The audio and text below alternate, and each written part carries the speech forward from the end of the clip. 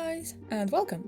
Following the event story, we will now see Leonid's set, the reflection memories, the index profile, and so on. If you saw my video on Hestia, you already know how it will go. Now, I promise I won't be doing this every time, but I'd like to thank my dear Lulu, #1 fan since forever, I swear, always giving me so much love and hyping each of my videos. It means so much to me. I love you, Lulu. Thank you so much for your unconditional support. And she has a Twitter, so check her out. Alright, so now we'll go over everything we can about Dustless feathers. A lush forest. A church bathed in sunlight. An endless ocean.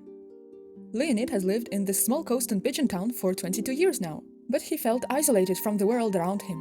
As he was heading to the beach, he passed a fisherman couple full of admiration for him, a young man inspired by him, but none of them mattered. These people were but an unnecessary distraction, white noise standing in his way to the truth he was pursuing. He finally reached the banyan tree near the cliff where he'd build a treehouse, so he'd have a calm place for himself away from the village.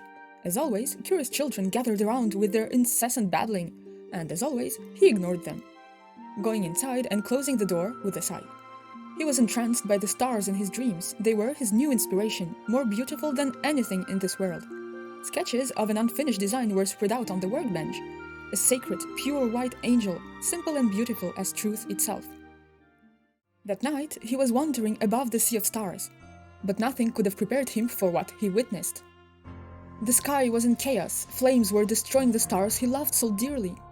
The ugliness of it all awoke a deep feeling of disappointment in his soul, and from the heights of truth, he started falling down into an abyssal sea. He was broken. Suddenly waking up from the pain, he was back on his stargazing platform, the starry sky shining quietly above. It's been a long time since he last felt tired, hungry, or thirsty. He was sailing on the sea of stars, his boat filled with so many design sketches. He even got rid of his telescope and chests to make room for more. He wasn't asleep, yet he was still dreaming. Memories from the past and visions of the future came to him. He didn't care about the many disputes his manuscript caused since it appeared in Miraland. The vast sea of stars welcomed him, playing a unique symphony of truth in the starlight just for him. His consciousness merged with it, showing him the laws of destiny and order summarized into simple data. He lamented over how complacent and ignorant he's been before, when he only saw meaningless lines and dots.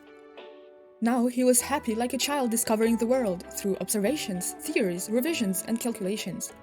All of the world's endless changes were on a predetermined trajectory at the tip of his pen. He was correct, every single time. And it frustrated him. Not even one star defied his expectations. They always faded and died.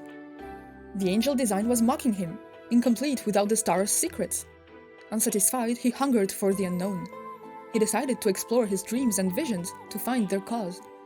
Sailing on the endless sea, he eventually reached a dark and unfamiliar place promising him new knowledge. Familiar voices came from the depth. It's been a long time since he last felt such excitement and anticipation. As he leaned towards the water, the turbid whirlpool swallowed his reflection little by little. Turning his back to the starlight and opening his arms, he fell into the abyss. The freezing water enveloped him, as did countless piercing screams. The voices wished for wealth, power, love, and were pulling Leonid down, entwining like vines around him. Memories that weren't his flashed before his eyes, dreams of beings from all corners of the universe. They represented the essence of both desire and mankind. Covering his ears and eyes, he still saw new but familiar stories of people driven by a desire to control fate. If the desire is granted, it keeps growing and corrupting, but if it's not, it turns into a never-ending obsession. He kept descending into the abyss, the starlight gradually fading, along with his consciousness. There, he was seeing every moment in time, every civilization. He granted strength to those who pursued beauty. His own destiny was also written in the stars. The enlightened one who brings peace, God's chosen, conqueror of Miraland. Was the Sea of Desires really his destiny? It was night when he recovered. He was alone in an empty church. The manuscript he was holding, once immaculately white, was now pitch black. The design containing all of his hopes and dreams failed to enlighten him. If everything in this universe is destined to end, why even wait then, instead of precipitating the greatest extinction ever and welcoming a new world? A sweet voice called his name. For a moment, the tumultuous shouts stopped, and the church lit up. A beautiful girl rose from his design sketch like an angel. Looking up at Leonid, she smiled. Then she blinked, and the whole galaxy emitted its final gleam, turning to ash. "Look at how beautiful it is!" She then noted that this vision appeared in many dreams of his. "Who are you?" asked Leonid. "I am you," she replied lightly, "your desires, your purest and darkest secrets." A tree rose from the ground, and she plucked a blooming flower from it, smirking as she watched the tree decay. Nothing can escape its inevitable, ugly end. Only the picked flower remained at its most beautiful moment. Could he turn down eternal beauty? Hasn't he been searching for it? The power of temptation was barely hidden by the innocent tones of her voice.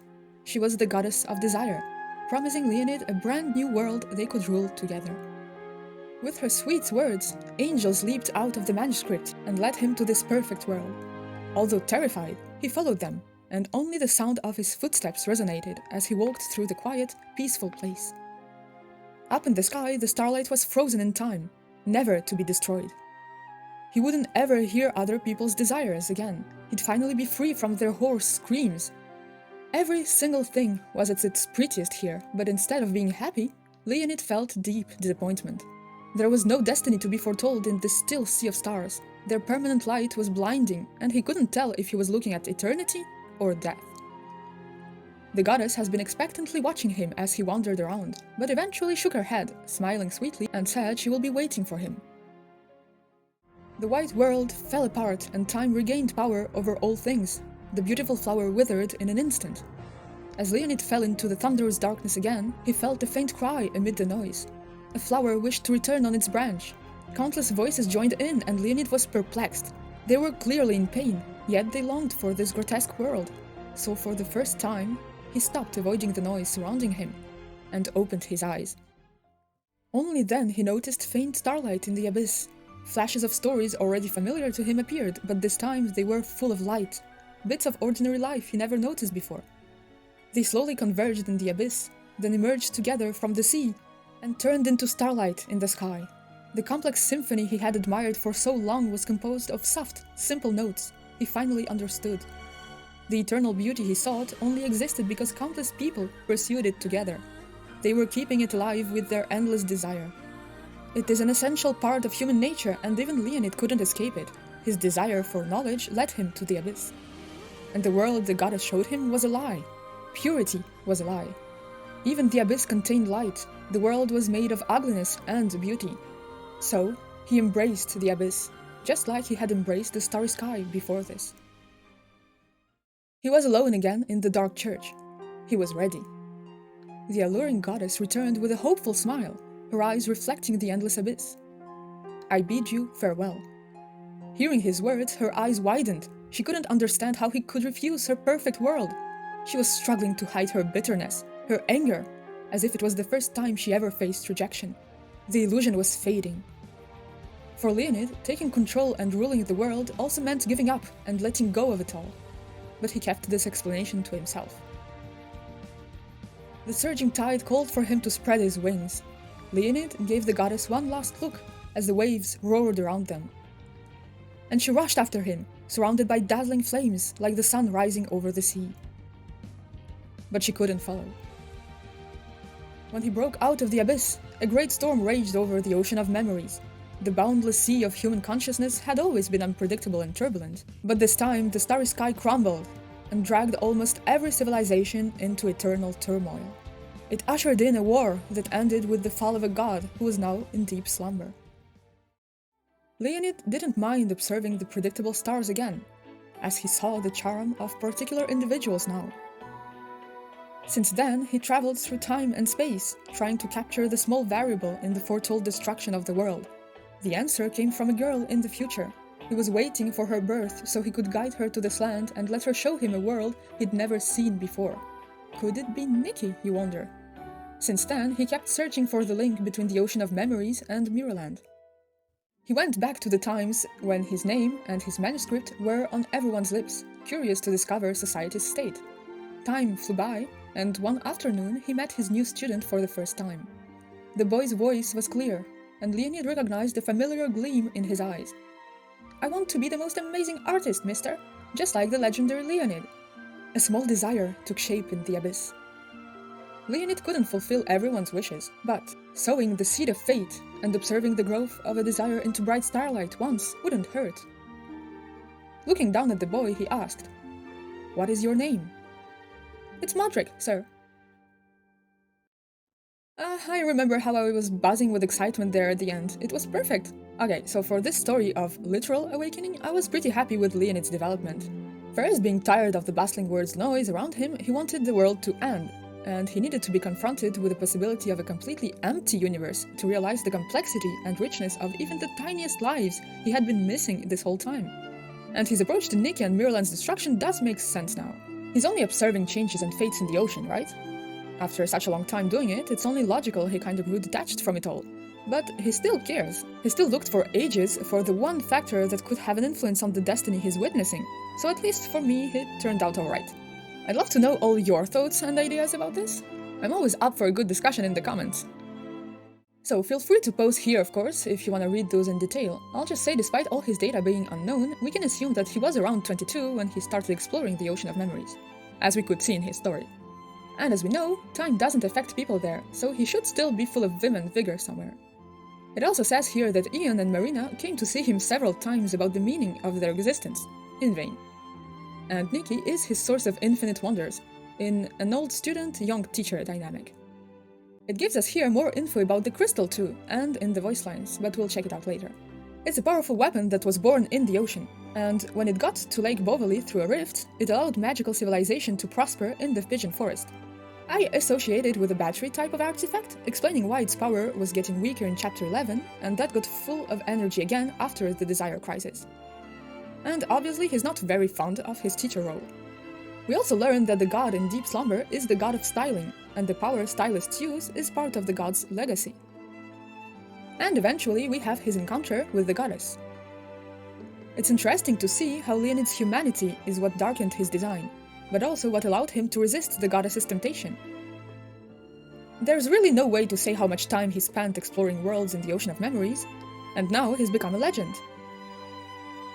Both versions of this set are truly gorgeous, and so are the Reflections artworks, but let's see what Nikki said when she first got the set.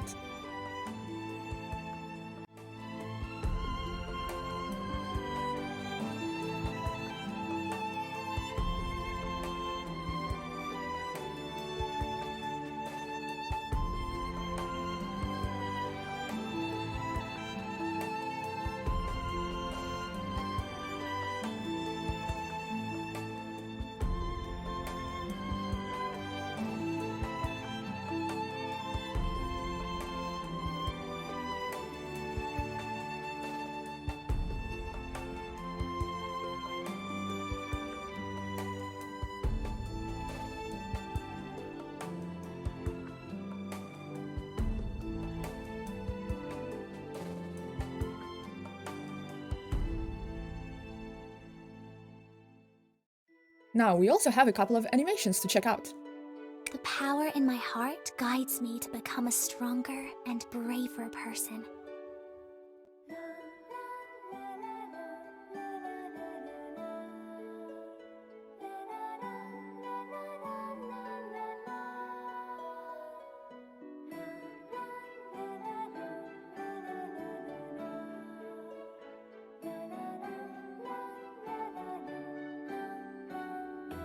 And of course, the voice acting is bugged for the staff. Sorry about that. Well, and now for voice lines that do work, let's listen to Leonid's beautifully ethereal voice. A new universe has been born. You can search for the truth of beauty there, but never forget the past. Legend has it the god who brought beauty to the world has a scepter and a pair of white wings, necessarily true.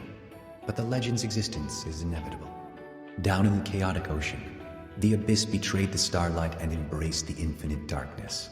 There, I gradually couldn't feel hunger or exhaustion. In the end, I no longer needed food or sleep. The original crystal was created because there is a rift into the ocean of memories in Lake Bovely. Therefore, its power comes from the ocean of memories. Ugliness and beauty, ephemerality and eternity, ignorance and curiosity are all part of truth. Truths are simple and objective, but they become complicated and ugly when people use them. It shows this splendid world is where beauty and ugliness exist at the same time.